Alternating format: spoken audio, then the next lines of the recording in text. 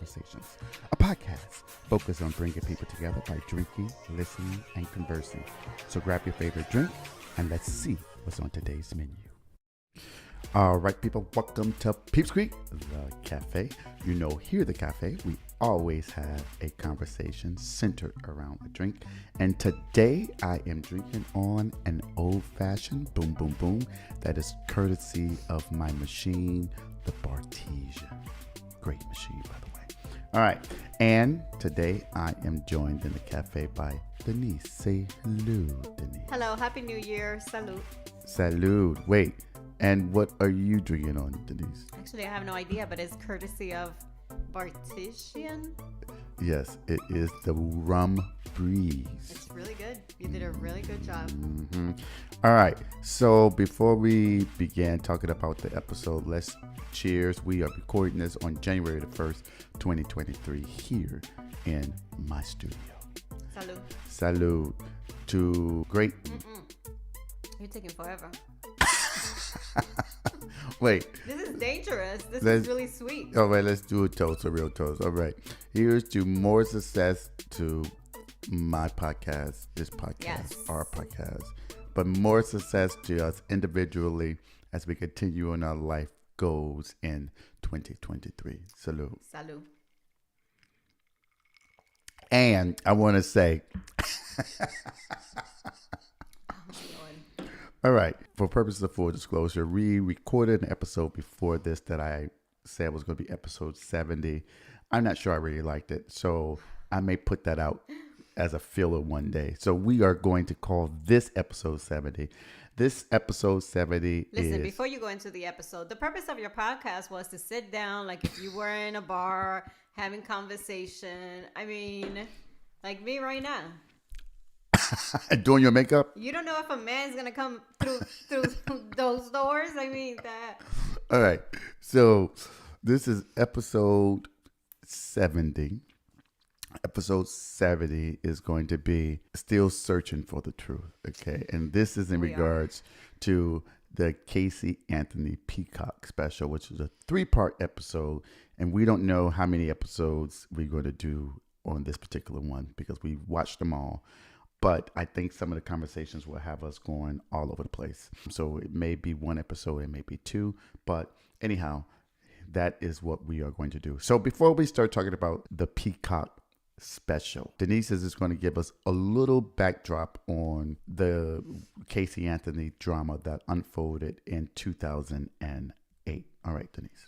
So it starts with a grandmother very concerned because she hasn't seen her granddaughter for 31 days. So she calls 911 to advise that she hasn't heard of her granddaughter. The daughter wasn't trying to tell her where she was. You know, the 911 person wants to know, is your daughter there, that she can give us some details. Casey gets on the phone and she states she hasn't seen the baby for 31 days. She dropped the baby off with her nanny. The baby basically goes missing. We don't know where the baby is. Mom doesn't know where the baby is. Grandparents don't know where the baby is. Baby later on, I'm not sure how long from when she was reported missing was she found, but she finally was found, unfortunately deceased. And that's the gist of it. And what was she charged with, she being Casey Anthony? Casey Anthony was charged with first-degree murder, aggravated child abuse, aggravated manslaughter of a child, and 4 counts of providing false information to police. So, and ultimately, you all know how the drill goes. This goes to trial, and ultimately, she was acquitted on all of the serious charges. So, the first-degree murder, the whatever the other ones were, and the only one that she was found guilty of was the one where she lied to the police, providing false information. And we'll kind of talk a little bit about this because she kind of give her side of the story. Now, the name of the series on Peacock is the 3-part series, as I indicated. 3rd episode for me was a waste of time. I don't know why they put it out. It was stupid. But it's Casey Anthony, Where the Truth Lies. And so the reason I called it Still Searching for the Truth, because I don't think the series did any justice in providing any truth anywhere, but more questions and more concern for me. But anyhow, so what we find out is that this is the first interview that Casey has done since yeah. since the acquittal in 2011. So it's been Does it about make 10 you years. think why with them? Well, and let me just say this. Did not want to watch this series at all. It was Right. Denise's suggestion that we watch it. And so let me just tell you my frame of thought going in because, Denise always says that I'm biased, and maybe I am, but I just think you put your lawyer hat too often. I didn't really care about what she had to say because I always thought she was guilty. And I know that, in this series, spoiler alert, there's a lot of discussion about trauma. I get it. I understand it. Nothing than what she said made me feel any sympathy for her. I still think she's guilty, period. Okay. And this is our opinion, people. And I feel some kind of way about her making money on a story where at the end of the day, she provided us nothing as it relates to what happened to her kid. And that really irritates me about this series. And when she sits down, one of the things that and I don't know who the producer is, but the producer came off as if, oh, this is going to be unbiased and this is going to be about trying to get truth. But I don't think that's what it was portrayed as, right? At all. And it also indicated she sat down and started off with saying to Casey, what makes you want to interview with me now, knowing that you don't have any creative control? But the reality is that I felt like she did have creative control in the sense of she decided when she wanted to talk about something, what topics she wanted to delve in. Mm-hmm. And oftentimes she didn't really delve into topics relating to her child the way I felt like she should have 10 years later. But anyhow, okay. I was actually trying to find who the producer was because I really had some words for them. Because this is ridiculous. I mean, I agree with what you said. Like, I feel like where the truth lies, she sits there, starts the show first showing us that they rented a house just specific for the documentary because she still wanted her privacy. She still wanted to remain, anonymous or whatnot and where she lives. Ma'am, like, the whole purpose, the way they portray it is, the whole purpose is for her to say her side of the story where, like you said, the entire documentary was pointing fingers at somebody else. It was not trying to say where the truth really lies. I guess not for us. I guess that's where the truth lies for her. But I said it yesterday. I would not, as a producer, I don't even know why this was even created, why this documentary was even done. So I don't know, Miss Producer or Mr. Producer, is this your first documentary or whatnot? But horrible job. All right. So let's kind of, so Casey says that she wants to be able to tell her story because she's finally ready, right? She acknowledges that she's a convicted liar. She acknowledges that she has lied practically all her life. She starts off by that. And so the producer kind of asks a question, so why would we believe you now? And Casey says basically that she knows who she is now. She had time to think about it and go through help and get help to come to the truth and the reality of the matter. And so now she's ready to tell her story 10 years later. And that's where she kind of starts. So we start off, they kind of start off initially kind of, like Denise said, they moved to this house specifically for recording. And she begins talking about kind of her surrogate family, right? Mm-hmm. And it appears that her surrogate family are the people who were on her defense team. Right. And what she said is that when she came out or when she was acquitted, the defense team kind of gave her some money to get herself together, get on her feet. And she also lived with one of the individuals who was part of her defense team, an investigator by the name of Pat McKenna. And that's, as I understand, who she works for now, doing investigative work for this private investigator. And so Pat McKenna is interviewed. And one question that they asked him, which I don't know if you remember, they asked him, did Casey ever lie to him? Remember? And he says, no, she has never lied to me. I've never caught her in any kind of lie in regards to that. And I'm like, bruh, she's a convicted liar. That's what she was convicted of, lying the entire time. Right. And you were representing her while she was lying. So how she never lied to you? I get it that this is someone that you worked for. And so you don't want to make it seem like that she's a liar, but I don't know. I kind of lost credibility. It would be different if he would have said, yes, there were some times where the story was not accurate, but we had a reason why, or this is the reason why. Yeah. But just to automatically say, no, she's never lied to me, blah, blah, blah. I just felt like that was some bullshit. So he kind of lost credibility for me that entire time. So we jump back to 2008 and we begin to hear some of the phone calls that initiated this. And we hear the phone call from the grandmother, Cindy, Case, Anthony, calls and says, look, my granddaughter has been missing for 31 days. Don't know where she is. My daughter isn't telling me anything. Or doesn't know kind of where the baby is, right? And so then the operator asks to speak to Casey. And so she put Casey's on the phone. And what does Casey says to she basically says she dropped the baby off with the baby's nanny, Zenaida Fernandez Gonzalez. Mm-hmm. And when she went to pick her up, did she say that in the 911 call? That she wasn't answering? Well, she says that she dropped the baby off, she went to work, and then she contacted the babysitter, but the babysitter's phone was disconnected. There you go. And so nobody knows where the baby is. No one knows where the baby is. Now, remind you, this is 31 days after the baby has already been missing. Right? So we don't, she didn't make no phone calls before for that, right? No one went to go look for this babysitter, this nanny. No. Right. Go ahead.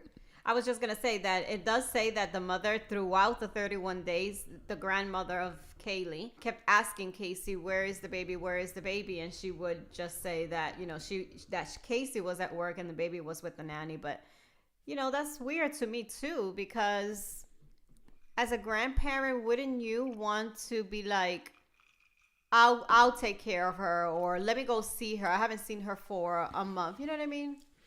Yeah, it wasn't very clear to me whether or not Casey was living with them this entire time, but I guess she was. She was. It doesn't say that she wasn't. Right. So, the mother does work.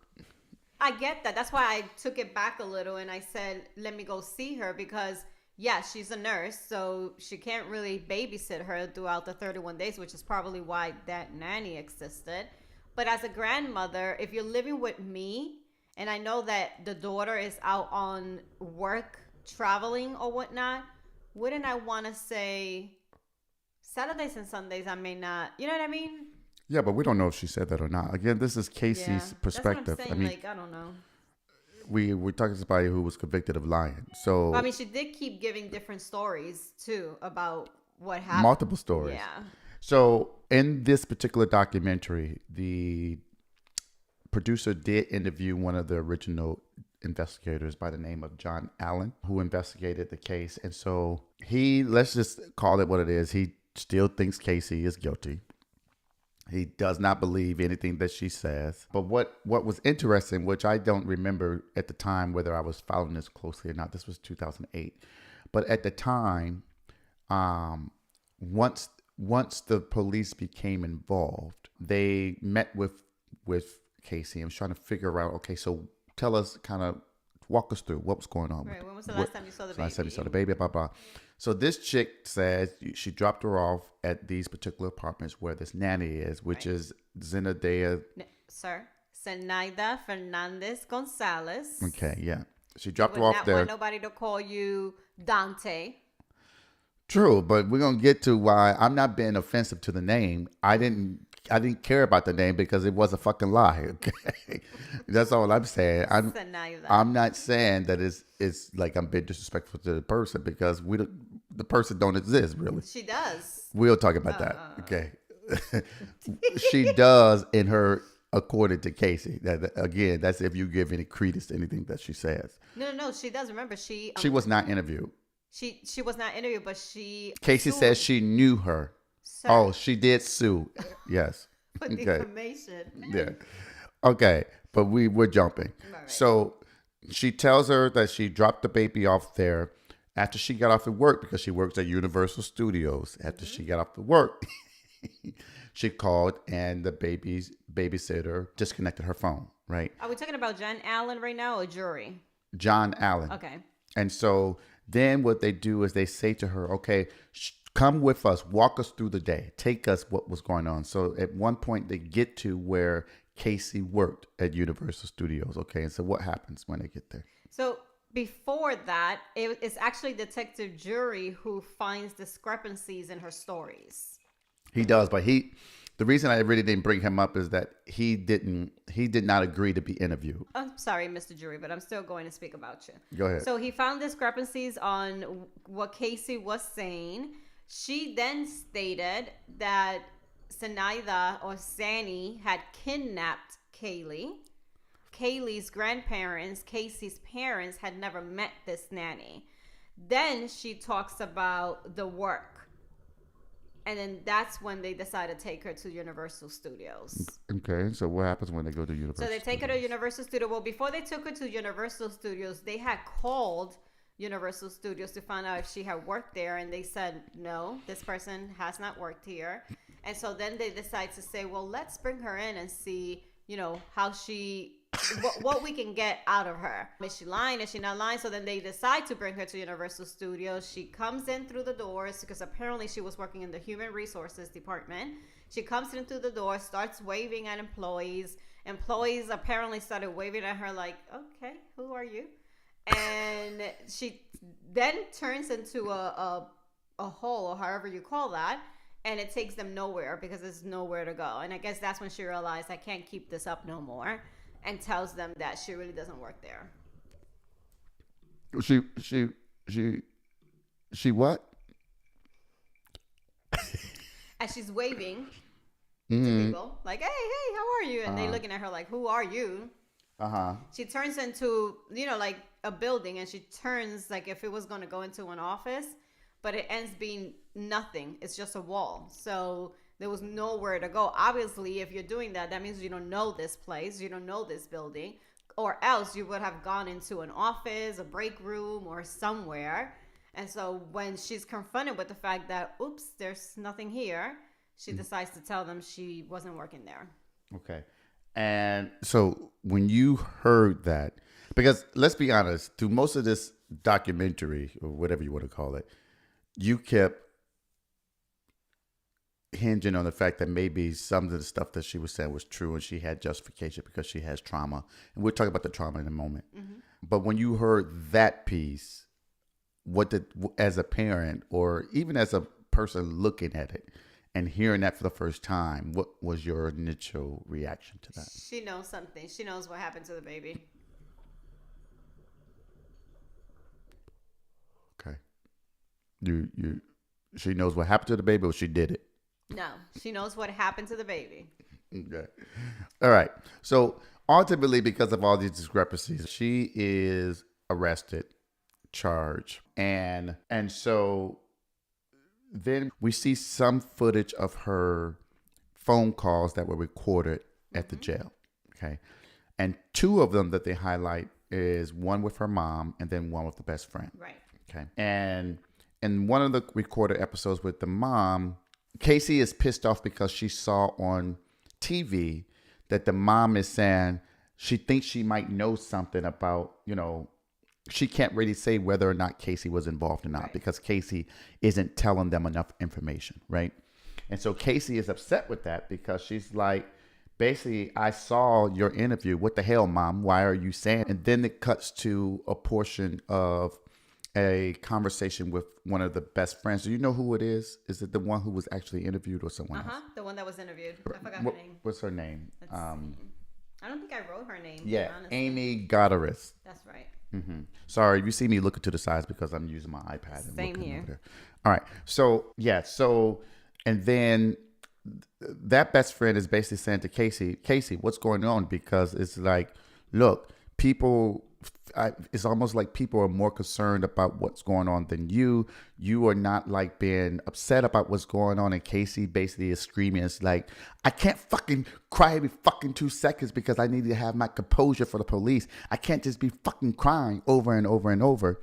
And so then it pans back to Mr. Allen, and Mr. Allen says, okay, looking at this video between the mom and the best friend, did you get the impression that she was just as upset? She being Casey was just as upset about her daughter as the mom and friend. And so I'm gonna pause there because I want to ask that question to you, and we can have that discussion.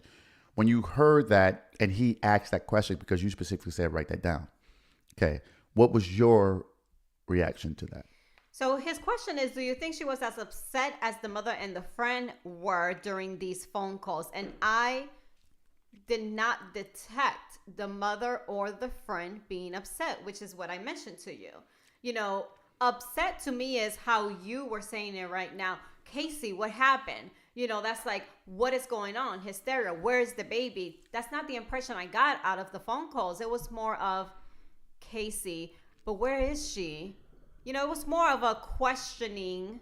I don't know. I honestly don't know how to say it, but to me, I didn't find neither one of them with an urgency trying to find where this baby was, being upset, being distressed, you know, because I put myself in the situation. Let's say I'm the grandmother and my son is in jail right now because his baby is missing. I would be hysterical. Davian, what happened? Davian, you need to tell me because I need to find out where this baby is.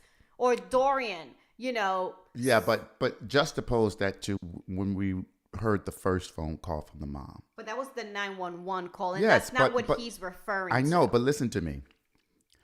Is that you're saying that she needs to now still have that same sense of hysteria. And that's not what I'm saying. What I'm saying is his question is in regards to the two videos that he showed us, and he's asking us. Because I think what you're focusing on, I think you're misapprehending what his point is. And I think this is what his point. His point is that as the mother, okay, I get it that the friend is the friend, the grandmother is the grandmother. But at the end of the day, the baby came out of fucking Casey Anthony, okay? What he was saying, what I gathered from it, I can't tell you what he was saying because I didn't speak to him, but this is what I understood him to say, is that Casey was more concerned about her image at that point because she was arguing with her mom about saying on TV that the mom doesn't know her involvement. The reality is she fucking doesn't. She asked you on the phone when she gave you the phone to the police 31 fucking days after your baby went missing, saying that she won't tell me anything about where the baby is.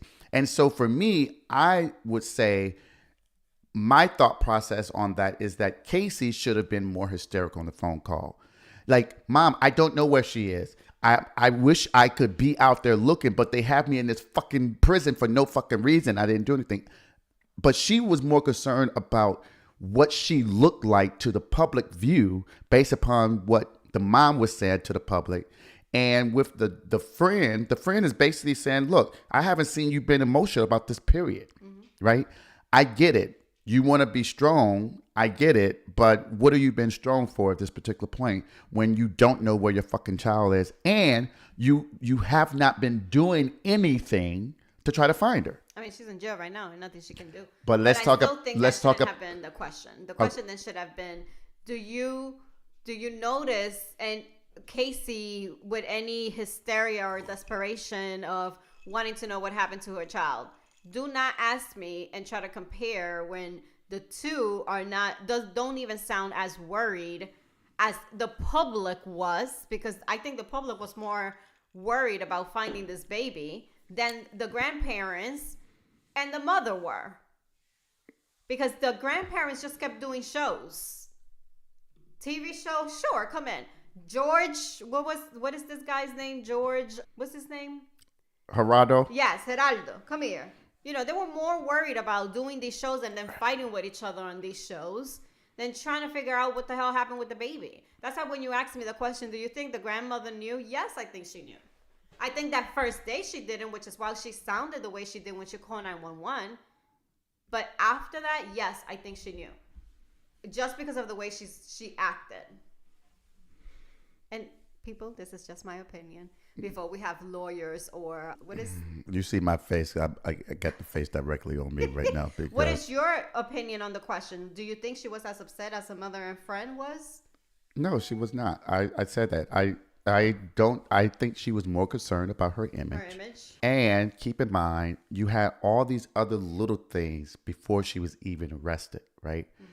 You have all these lies upon lies upon lies upon lies. And we'll talk about later why she claimed she was making those lies.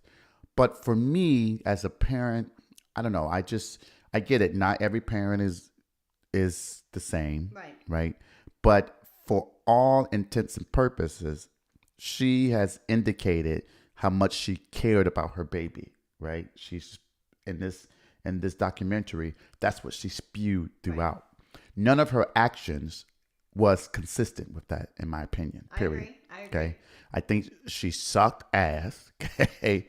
As a caring parent, I have absolutely no sympathy for anything that she claims happened to her and the reasons, but I have no fucking sympathy with it because at the end of the day, she failed her child. And that is my personal opinion. I agree. And in my opinion, I'm not defending her. I'm not saying that she's innocent. There's just certain things that I feel that make me doubt certain stuff. You know, I always put myself as a juror. All right.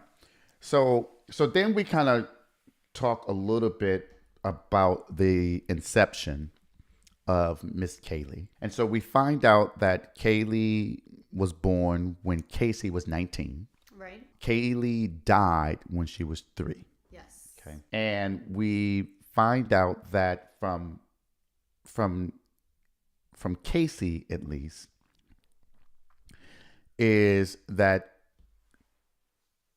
she says that she went to a party and she was given some kind of drink, kind of passed out, and essentially that she was taken advantage of at this party. And that's how Caylee was conceived. Right. But she had began to date someone a little time after that, and she said that that he was the father, right? Ultimately, the guy did a paternity test, and at some point in time, and it came out that he was not the father. Right. And then Casey says that she told, at some point, she finally opened up to her mom about the fact that she was raped by these individuals, and that's how she believed that Casey was conceived. And what did she say her mom's response was to her? You're a whore.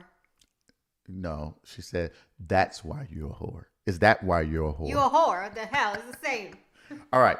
So let's pause and talk a little bit about that, because let's just assume, for the sake of argument, that did occur, that the mom did say that. What are your thoughts, as particularly as a female, what are your thoughts in regards to that? I would be devastated. It's already traumatic enough to know that this has happened to me. And then you're basically blaming me for it, you know? So, yeah, I would be devastated. Yeah, so again, it's very hard for me to, because she lies so much. I'm sorry. Right. It's so hard for me to Be sympathetic or... to take that hat off that she's a liar. Okay. But I'm just going to go with the fact that it occurred. I do think that's shitty. But I also think it's not uncommon, particularly for women, and a lot of times, particularly in minority families, right? Because we grew up with secrets, and Casey is not a minority. She's definitely white, right. but in particularly, I'm speaking for Black culture, we do have this concept of we can't disclose that information outside of these four walls, right?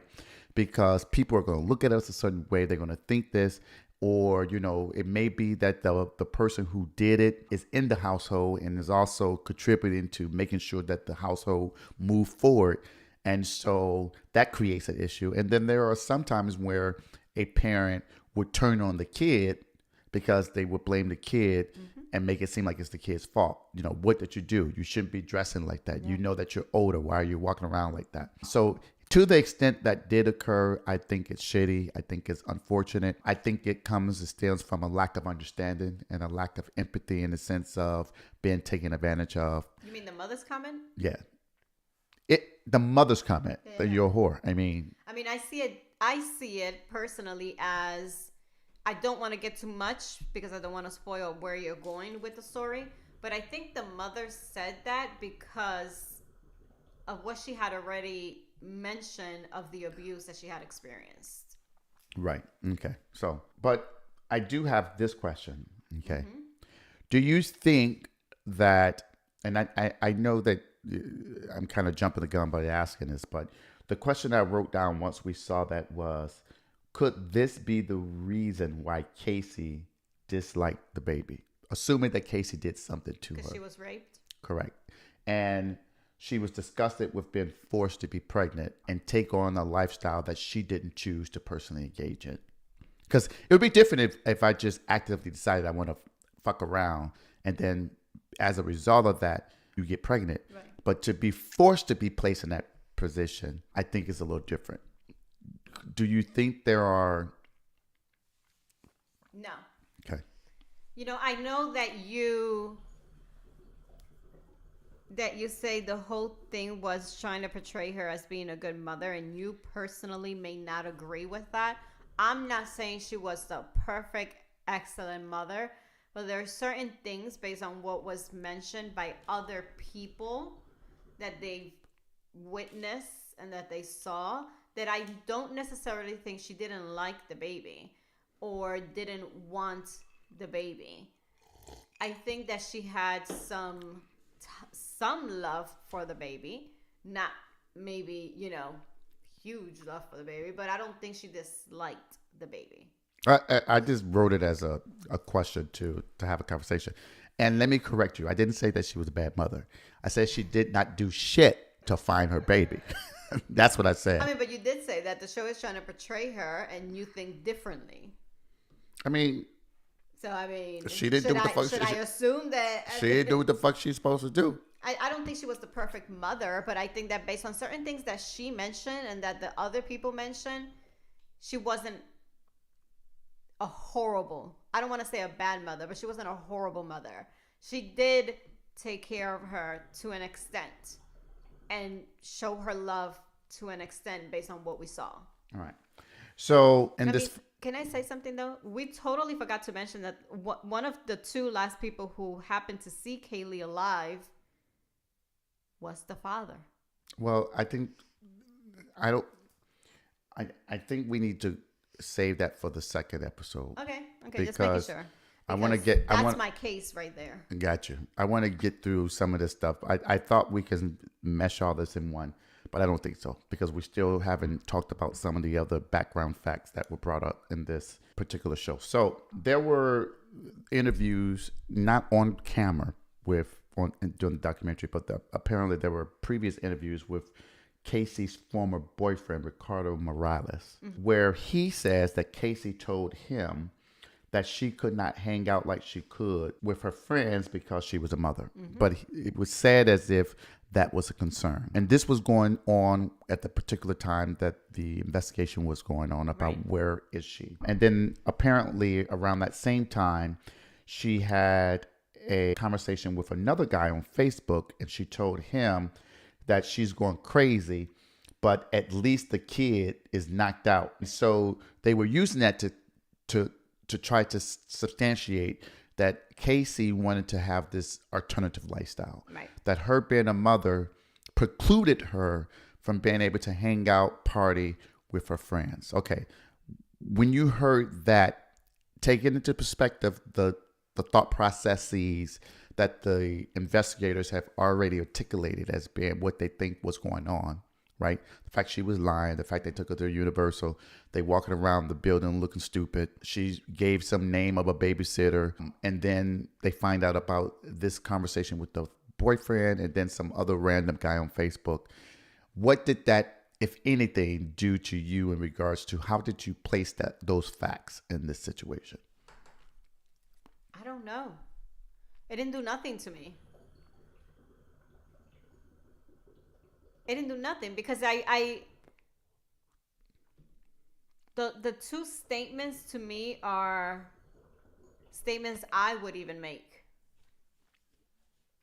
Mm-hmm. No, I with Ricardo, just giving you an example. Maybe I didn't want to go out with him.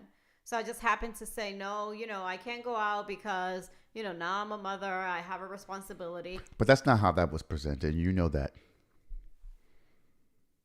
That's not how that was presented in the documentary.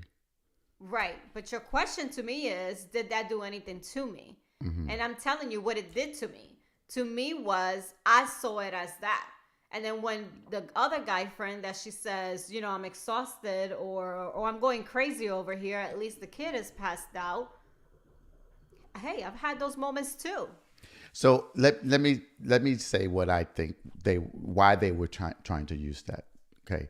The second point about the guy on Facebook, I agree wholeheartedly. I thought that was a innocuous statement, right? Because what I put in there, couldn't she just been tired? And so Exactly. she's been ripping and running with the baby all day. A 3-year-old wants to run, right. wants you to play with them, But we also are we're missing out the fact that, or at least not taking into account the full picture. The full picture is that we have these lies, right? 31 days have already passed before anyone has indicated anything to anyone about a missing baby. Right. She was staying for 17 of those days at her boyfriend's house, right? And throughout this process, at least as was presented, she was out partying. Right. Okay. Getting tattoos and whatnot. Right. Now, and then you have this statement to the boyfriend saying the way it was presented was, shit, the baby is in the way kind of thing. I think that's how the police was trying to use that as additional evidence to substantiate the fact that something is fishy here. I didn't take it that her. way. That was not something I didn't take. What is it? That was not. If that's what they were trying to do, at least that's not how it came across to me. Now, if you talk to me about, or if you ask me that question based on what she did during the 31 days, then my answer would be different. Yeah. Okay. But what I'm saying is that I think that that is how that evidence became apparent at that point. But the documentary didn't kind of put it together that way. But obviously that's what was going on to an investigation. Right. So at some point, I don't know when, the mother had called the police again and said that Casey's car smelled like there's a dead body in it, right? And that's when we get the cadaver involved, and the dog apparently comes around and he signals that there was decomposition in the trunk of the car. Remember that? Mm-hmm. Right. Just to give you a little bit of the backstory on about the car, because she mentioned it towards, I think it was on the 3rd episode or maybe the 2nd towards the end, but then I'm seeing it here too. The way the car situation came into effect, because I started thinking about that too. Because when they started showing her car, I was like, well, where was her car for the entire 31 days? She was with the boyfriend, so where was the car? So apparently the car had ran out of gas, and she had 2 people from the streets. She called her father, and her father told her, I'll get to it when I can, just try to park it somewhere where I can find it. So she had 2 people from the streets push the car into a place. And that's when the father apparently came to get it. And the father, he claims it was in a tow yard. But when went to recover it, he and the yard attendant noted a strong smell coming from the trunk. Both later stated that they believed the odor to be that of a decomposing body. So when the trunk was open, it contained only a bag of trash. So I'm thinking that's when the mother, he must have gone back home with the car, mentioned it to Cindy, and maybe that's when Cindy made that phone call. Okay. But with that backdrop, that don't sound fishy to you? All of a sudden she ran out of gas? And then she wanted some strangers to help push it to the side. She calls her dad. Then she wants the strangers to push it to the side. So, and then the car get recovered. You're probably gonna think I'm crazy. Okay, go but ahead. But the way I see it is, do I think it's crazy she ran out of gas? Heck yeah, because we can see where the hell the little gauge of the gas is. But I don't find it crazy that she called her father to tell her father about it. And I don't find it crazy that she asked the two strangers because I don't want to judge her, but because of what we know about her, I wouldn't have put it past her to ask these two people from the street to try to push that car for her. But how does this support? Okay, we can't keep giving a pass because we're making it seem like. Let me finish. Making it seem like she's some blonde dumb girl, and I hate to use that analogy. No disrespect to anyone who's blonde, but we can't keep giving her passes. Like at the end of the day, her fucking child is missing. That is the point that I'm still going at. What the fuck were you doing? And why were you not doing more? Like then let's get to that. Don't ask me questions in between because I'm gonna give you my opinion. My whole thing when I watch these things, I try to form my opinion based on what you're presenting to me at the moment. You've noticed that. I do not jump to conclusions based on. Is this a soliloquy to try to insinuate that you are an unbiased, objective individual, and that's how you present it? I'm trying to go by what is being presented to me at the time. At the time you're presenting to me, do you not find it crazy or fishy about her running out of gas? I mean, it can happen to anybody. But if you want to ask and are you saying that the trash was the source of the bad odor? No, I think at the moment that they realized that it was that decomposing body. But see, that's not what you asked me. Your question was, do you not find it fishy that she ran out of gas? Let me ask the question differently. Yes, do you not find it funny that all these little none of this funny. Fishy that all these little coincidences are occurring, like and there's always some asinine reason why it occurred? I do. Okay, Jesus Christ. I mean, it would be different if she was fucking saying, I was out riding down the fucking street looking for my kid, and I wasn't looking for gas, and I didn't care about stopping for gas, but she was going to her fucking boyfriend's house to fucking party. I mean, I think you're a little too passionate about this.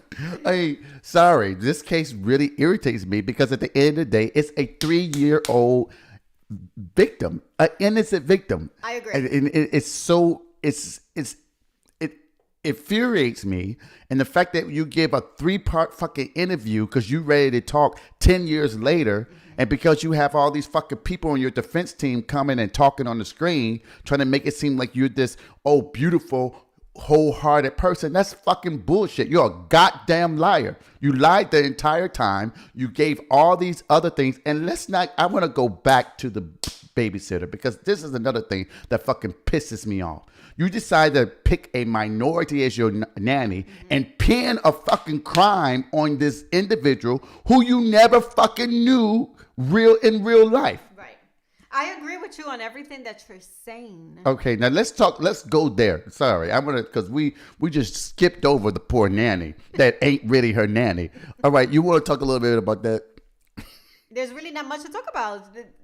Caylee didn't have this nanny. This nanny never existed. The apartment where this nanny lived seems to be an apartment where Casey's friend, which is the one that she called when she was in jail, lived. Mm-hmm. She never existed. I mean, she never had the baby. She exists as a person. It is a person, but she never existed in Casey's or Caylee's life.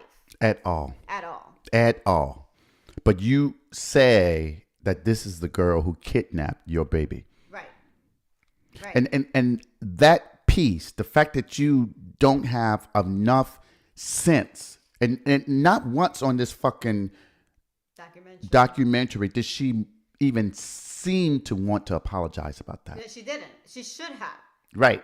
And the fact that you as this old privileged white chick get to say that this minority woman living in this apartment who's making a living being a nanny that you get to pin a whole fucking crime on her and then you wash over it in this documentary because you want people to see you cry about some bullshit that happened to you, allegedly happened to you. Like, fuck you. That is what I'm saying at this point, because that infuriates me. Like, that's no different than that fucking other white woman that was in Florida that put her kids in the back of the fucking car and pushed the goddamn car in the river and let them drown, and then said it was a black fucking man who did it. Like, stop with that stupid ass bullshit. That shit pisses me off. Sorry. But yes. The other one that went missing, remember that she went missing, and she said that the Spanish ladies had branded her. You remember that one? Like, come on now. Yeah. I mean, I agree. I totally agree with you. I think she should have apologized to that lady? Yes, definitely. All right. So back to some of these other stupid ass facts. Sorry. So during the time that her baby was missing, right. And she was out partying, even though she said, "Oh, you see those pictures? I wasn't partying. You don't see me drinking. I was out doing." I missed that. You remember? That was in the second episode. We'll bring it back in. But she was basically said she was promoting with her boyfriend because he's a promoter. So she wasn't partying. She was working. Anyway, so during this time, she steals one of her friend's checkbooks, right? And what was she doing with the check? Buying herself clothes, and food, alcohol, and all that bullshit, right? Nothing for the baby. Nothing for the baby. Everything she was buying was for herself. Then, 19 days after Caylee missing, she goes and she gets a tattoo. And the tattoo, it says Bella Villa or Bella Villa. Bella Vita. Bella Vita, which basically means the if that's good how life. you pronounce it. Yeah, the good life. And she did that on July 3rd, 2008. Now, in the documentary, why did she say she got the tattoo? You want me to skip to that part? Yeah, we already there. We already talked about that too. To fuck with her parents? Yeah, to say fuck you to her parents. Yeah. We'll talk about why she claims that was a fuck you. But my thing is, it's like, parents don't even know what the hell Bella Vida means. But at the end of the day, your child is missing. Yeah. Why is that a priority? Even if that's true, if this is a fuck you to my mom and dad, I can say fuck you later to them. I need to be trying to find my child. Now that we're saying this, now it makes me question, do you think she may have... Okay, so let's go back to George, which is the grandfather, and the relationship that he seemingly had with Caylee. Do you maybe think that she did something to the baby to fuck with the father? I mean, it's hard. Listen, again, I don't think she's innocent. I've said that multiple times. I agree with you. I do not think she's innocent. Okay, I don't think she's innocent at all. What happened? Yes. I don't necessarily think she may have done something, but she for sure knew what happened. I know you disagree. Yeah, okay. So maybe, I don't know, but because the whole thing, her whole documentary is about how she dislikes her parents, how she blames them for this, more the father than the mother, but how she blames him for so many things. So now that you mentioned, now that we're going back to that tattoo, and she said she did that to fuck with her parents, your child is missing, and you are doing that to fuck with your parents. So did you do something to the baby to fuck with your parents? So why didn't you say all this yesterday? Because we were watching this, you were just like... It just came to my mind when you asked that. It's okay. Things happen. People deal with trauma differently. People deal with things differently. When it comes to trauma, I'm always going to say that. Oh, my God. I've never said that she's innocent, though. Never. All right. So then there's this discussion with some of the friends, right? Mm-hmm. And so in the interview, there are like 3 friends that come up. 2 of them were the friends who were friends with the boyfriend that Caylee stayed with. Roommates, but I'm assuming they all hung out the way they were talking. And one of them was a former best friend, and we don't know why they're former because they never really discussed why they're former best friends. But anyhow, so Casey started hanging out with Tony Lazzaro. He didn't get interviewed for this particular documentary, but the two friends did. I forget their name. Me too. I didn't even write it down. No, but both of them suggested that during the time period that this was going on, that Casey was not presenting herself as any parent who had any concern about a child being missing, right? Everything was as normal. And when I say as normal, they would continue their hanging out. They would continue their partying with one another. Mm-hmm. And she was not providing anything that said, oh my God, where's my kid? Or I think this is what's going on. Or something happened. Or trying to find the baby. Or trying to find the baby. None of that stuff really occurred. Right. And so from their perspective, it just seemed all odd. Okay. Now, then we get interviewed with the Annie Goddard, who is the friend. And here's another piece of this that was just odd to me. The friend tattooed the baby's name on her body, and the mom covered up the Bella Vita tattoo with some other bullshit, but it don't have nothing to do with Caylee. No. And her brother, Casey's brother, apparently also tattooed the baby's initials on his... What is this? On the wrist? Yeah. Or the forearm? I think it was here because it mentioned, based on what I've researched, when he was giving the funeral speech, he, kissed and they happened to see the CMA. Okay. So anyhow, and so the producer asked her, and again, sorry, I'm looking at my iPad. The producer asked his friend, why do you have the baby's name on your left shoulder? And she said, being a friend, says, because she deserves to live with her forever. And in my notes I put on there, where's Casey's damn tattoo? She has none. The peonies or whatever. And then she says that little saying or something. She has it right here. But it says something. I forgot. Basically, I hear you throughout all the noise or some bullshit. And she tries to make it seem like that's oriented or suggested to be related to Caylee. But anyhow, so I would have my kid's name. I mean, right now I have my kid's name tattooed on me. So the friend says that she articulates that she believed that Casey was a good mom. She loved the baby. And she says, and so the producer asked her, did she believe that Casey was involved? And she said, absolutely not. She didn't kill her child. She doesn't believe the police versions about her wanting to party is accurate. She does say she understands why they would make that suggestion, but she doesn't think that is accurate. She claims that the media misrepresented the pictures that they showed of Casey partying during this time because these pictures were taken over a span of 3 years, and they try to collapse them as if this was during the entire time that Caylee was missing. And she said, been a friend, said that Casey, in order for her to believe that Casey was involved, that she would have to go and tell her herself that she killed the baby. Okay. Sorry, I just found the tattoo. It translates to, I hear your voice in all the sounds of the world.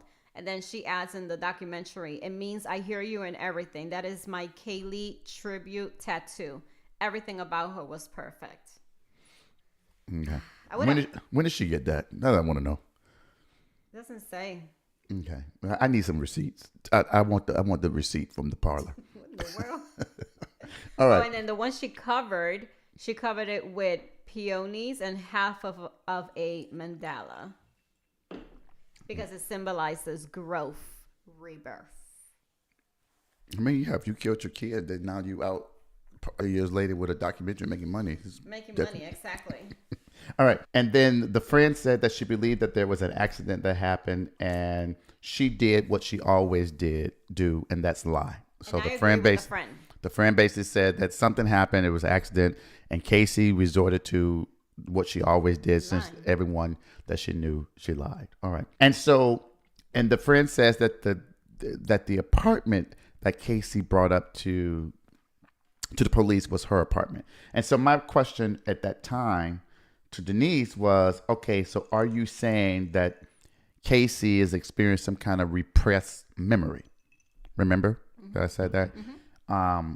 And so for those of you who don't know what that is, I am taking this from a news source, newsmedical.net, and it was about debating of repressed memories. And so basically what it says is that clinicians claim that repressed memories are a type of defense mechanism developed following a traumatic event. The idea behind this is that when a traumatic experience is overwhelming and may be detrimental to the health of the individual, the mind unconsciously hides the memory of the experience from conscious awareness. And as the memory is repressed, the individual loses the ability to recollect the experience that triggered this defense mechanism, and they often become unaware that they have been traumatized. Clinicians also believe that the mind's act of repressing memories continuously exerts both a mental and physical burden on the individual. This is experienced through symptoms such as insomnia, low self-esteem, anxiety towards certain people and or situation, and confusion.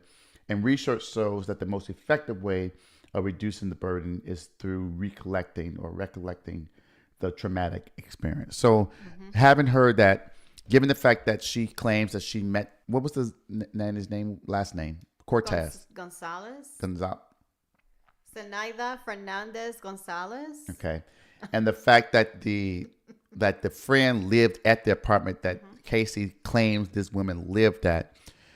My question to Denise was, are they trying to say that there was some kind of repressed memories, in the sense that bits and pieces are coming out because of this traumatic experience that she's now in, given that Caylee is missing and or dead? And so having read that, what are your thought process? Yes, and let me be clear, neither one of us studied psychiatry or anything like that. No. Go ahead. I agree. Not only because of the nanny, her pointing out the nanny lived in that apartment, where it really ended up being that this friend used to live in that apartment, but Universal Studios. She mentioned that she worked there. She wasn't working at that time, but she did work there. Like 7 years before. But she still worked there. So it goes back to what you're saying. So yes, I don't think they didn't mention that word, but yes, I think that's exactly what's going on with her. Okay, but why couldn't it just be she was lying and she just found something that's easy that she knows? She knows where the friend stays. That's easy to remember. And she knew that she worked at Universal because, keep in mind, we don't hear where she's working at. Right. Or where she worked at the time. She says that she took up some gigs as bartending, but we don't hear where she was working at that time. Maybe she wasn't really working. She was just partying for real. Right. And so it was easier to just say, oh, Universal. So as a juror right now, you have brought forward the definition of what that is. And I've known, based on the evidence that you have showed me, or the conversations or whatnot that you showed me about this documentary, and she's talking about her trauma, I cannot overlook that. Had I not known about the trauma she's gone through, then I would have said, no, that's not no. Again, that's assuming the trauma is true. You're taking it as face value. Correct. Okay, that's assuming that the trauma is true. She went through psychologist, psychiatrist. Who was hired for her fucking defense team. And I mean, no offense, but they were hired to do a job. Okay. So again, back to your question. Let's put our feelings aside and go with the facts that are being presented here. Mm-hmm. If you would have asked me that without me knowing what she's gone through, then I would have said no. She's definitely just lying, like you said. Okay, so but the problem with that is that what I understand repressed memories to be is that the memory associated with the trauma. Right. What does Universal and her friend's apartment have to do with that trauma? And that is the disconnect, right? I feel like we're trying to give her an out. Even if the trauma is accurate, if you really apply the definition, what you are repressing are those memories that's associated with the specific trauma. And so what I'm asking is, how is Universal Studios, other than the fact that it's a convenience, right, and your friend's apartment, other than the fact that it's convenience for your story, how are those two factual points associated with the trauma that is repressed? So, my opinion, and I'm not sure if this is going to answer your question, because nothing really is going to satisfy you because you've already formed an opinion. But I think being confronted, right? This is law enforcement that is now confronting me, wanting to know where my child is. I know what happened to my child. I just cannot say what happened. So I need to figure something out to get out of this. I think that's where the trauma comes.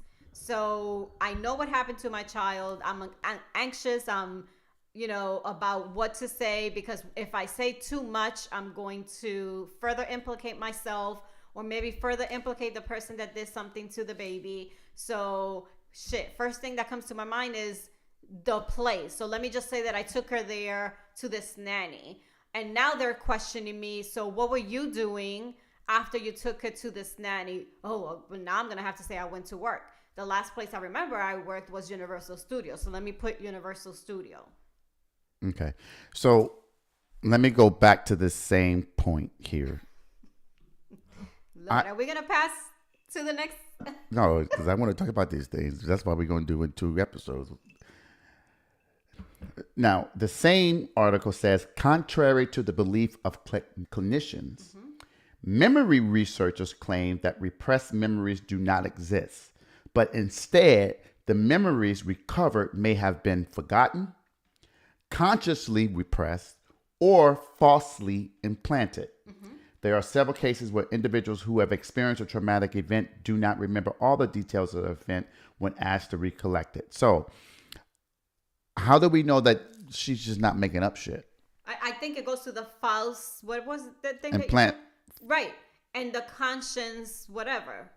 I'll give you a perfect example. This doesn't have to do nothing with the case, but I do agree, because when I had my car accident in Puerto Rico many years ago, I don't remember how the accident occurred. I don't remember what happened while we waited for the ambulance. All I remember was what happened maybe hours before the accident, and once I woke up from being unconscious. So I agree, but I do know that every time you've talked about it, your facts were factually related to the event. No. What I mean is about your mind closing on certain, because of the trauma, your mind closing on certain, how you say that? Certain things that happen. Like my trauma has caused me to not want to remember. I was, what's the word? I was up. I was talking to them.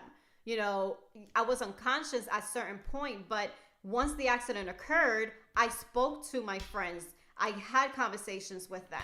Yeah, but I don't remember none of that. But I think maybe I'm not articulating it correctly, but what I'm saying to you is all of that, what you're saying, I would agree fits in this category. Because the things that you remember and the things that you don't remember are specifically associated with the traumatic event. Right. Okay. You talking to your friends, that was surrounding, pertaining to either the events right before the traumatic event or right after, but still associated with the traumatic event. Yeah. Okay. What I'm saying is Universal Studios and this friend's apartment are not associated with this. But my explanation to you about it doesn't still make sense to you? It makes sense for your facts, yes. No. Don't worry about me. So a person coming to you asking a person the same question, and them coming to you to say, well, I think it was, she's being cornered by law enforcement. Who's not afraid of law enforcement? Not everybody. But she wasn't being cornered by law enforcement at this time. They were asking her what happened. And let's keep in mind, she said this bullshit on the 911 call. So she wasn't cornered by anything. I don't necessarily mean cornered, but what I mean is I'm just putting myself in the situation. Let me maybe put it that way. And I'm putting myself as someone who did something to my baby. I didn't cause the death of my baby, but I know where my baby is at. I know what happened to my baby. I am going to lie because I don't want to implicate myself. I don't want to implicate the person that's involved. Okay, that is the point that I am making. That has nothing to do with trauma. And the thing is, but the trauma is what happened. What she knows that happened. No. That's bullshit. Because what y'all are trying to do is even assuming that she went through, yes, even assuming that she went through some kind of traumatic experience as a child. I'm going to give her the benefit of the doubt there, okay? What I'm saying is she lied for convenience. It has nothing to do with reaching back to her trauma. I give it to you. Now, it may be what folks are trying to say, and what they tried to say in the trial was because one of the individuals involved was associated with the trauma. Right. That then, in fact, she just continued the escalation of lying. Right. Say that.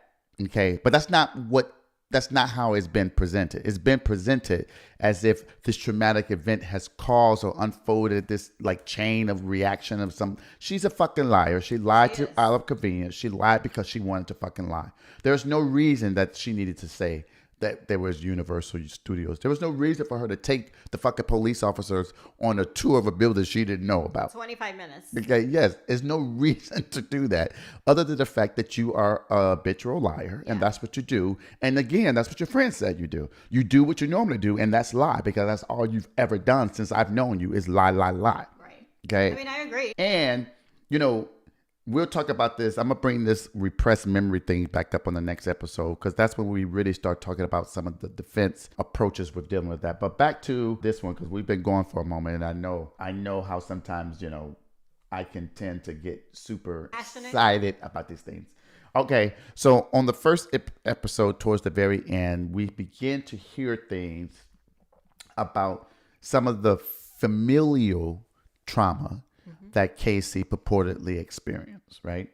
And she talks about her mom was a nurse and her father was a former cop. And when they moved to Florida, he was a security guard. And what she says is she blames essentially her father because he wanted to portray that they were this perfect white family living in this perfect little tiny house and this perfect association. But the reality is that the mom was the breadwinner. The father wasn't really doing what he's supposed to do. Apparently he stole money from the mom's savings account or retirement so that he can go blow it on some bullshit. I don't know. Was he gambling? I don't know. And that's what she say. The lies.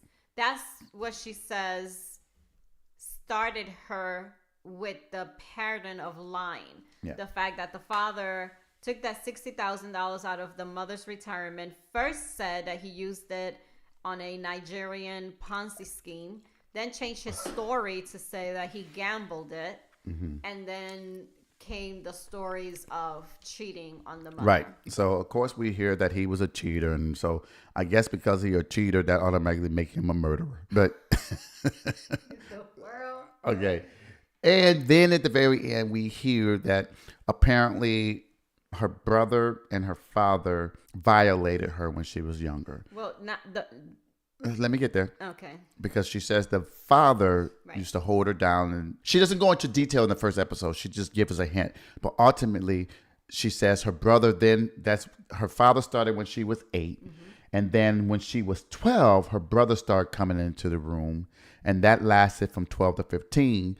And then the producer asked, "What, did your brother rape you?" And she said, "No, it didn't go that far. But it essentially was he was fondling her breasts and things of that nature."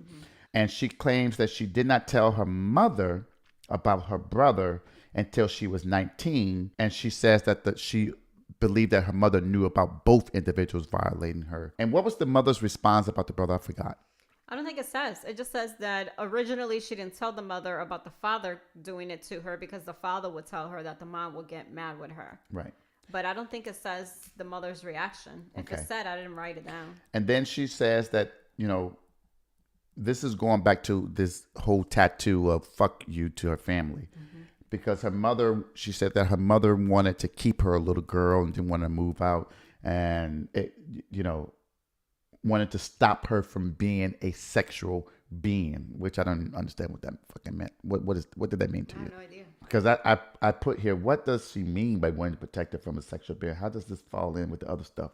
And then she talks about the fact that when she was pregnant originally, her friends wanted to hide it. She wanted to hide it. Her parents wanted to hide it. And so this kind of created this umbrella of trauma that she was experiencing from her family. And we'll get more detail into it when we go to the next episode.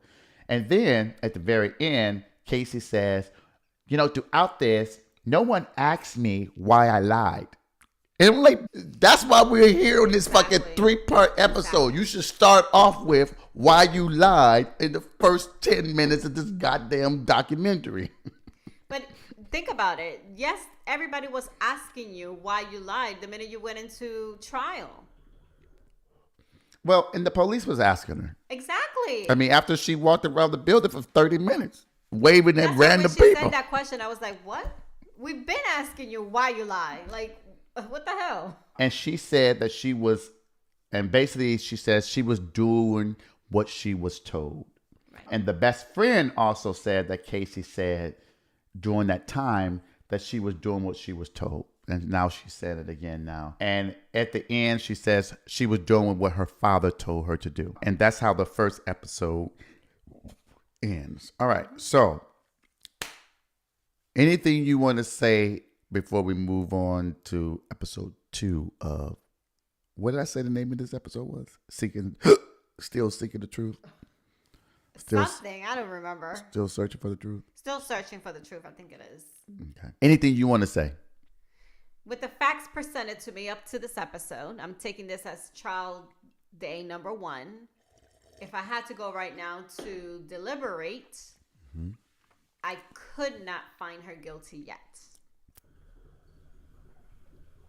How about you? Are you going to keep us in this jury room? Listen, if I was the foreman, okay, ain't nobody leaving here until we get to guilty. But the foreman can really... No. Yeah. But, okay, here's the thing. But they can lead the conversation. Yeah, but you can't be like, you can't leave this room until we find her guilty. Now, I would say this. There's no way that she would be able to get off on all the serious crimes. Correct. Maybe not first degree. Right. But there's no way I agree. that she should have got off on every single crime related to her daughter. And only be liable for the lying. And Come only on be now. liable for the lying. Maybe not the first degree. Child endangerment, yes. You place your child in a situation that you should have known was unsafe, right? And so there are some things I just don't understand what they were experiencing in the jury room. So for me, nah. I think it was, So she would have been guilty of something in addition to the lying. Looking at the charges right now, I would definitely have found her guilty of aggravated child abuse. The other one was the aggravated manslaughter of a child. Yeah. And I So- may have found her guilty of that one. And so what we will do for episode 2 is we will put the elements of aggravated, what was it?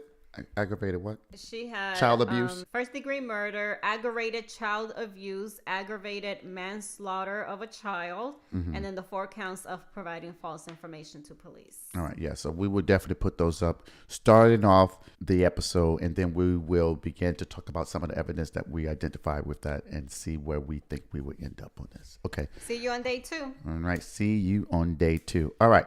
Oh, I had this on me the whole time, not both of us. My bad. Oh, that's good. 'Cause- Not the whole time, just right now. yeah, but All this right. thing is making me look fat. And I for sure ain't that fat. Well, let me make you bigger so people couldn't be the judge of that. All right, Denise, is there anything you want to say? I just said. It's on you right now. Oh, let's start again. Say it again. No. Say, Denise, is there anything? Denise, is there anything you want to say to the people? Well, to the people, day 1 has ended. So based on what you've presented to me as a juror, if I had to go right now and deliberate, I am still leaning to not guilty yet. But again, there's a day 2, so let's see what happens on day 2. What about you? Okay. All right.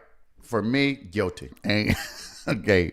She gonna be guilty of lying, definitely. There's no way she's out of line. Yeah. First degree murder, I'm not there yet. Manslaughter, maybe. Child endangerment or child abuse, fuck yes. Okay, guilty. And again, we don't have all the evidence. But assuming that the information that Casey is presenting today, 10 years later, still guilty in my opinion. Do they get to after the day is over to get together to discuss it, or they only Who, do the that? jury? Yeah. The jurors can discuss it. Okay. They can't be forced to discuss it, but they can choose to do that themselves. At the end. At the end, if they want to. but they're not obligated to. And sometimes lawyers can reach out to them to find out if they want to talk about some of the evidence and things of that nature. But yeah, so that's it. All right. So until next time, make sure that you continue to drink, listen, and converse. This is episode 70. We're going to do some refills, and then we're going to come back and begin episode 2. Stay tuned. Don't Peace judge us if we have the same clothes. And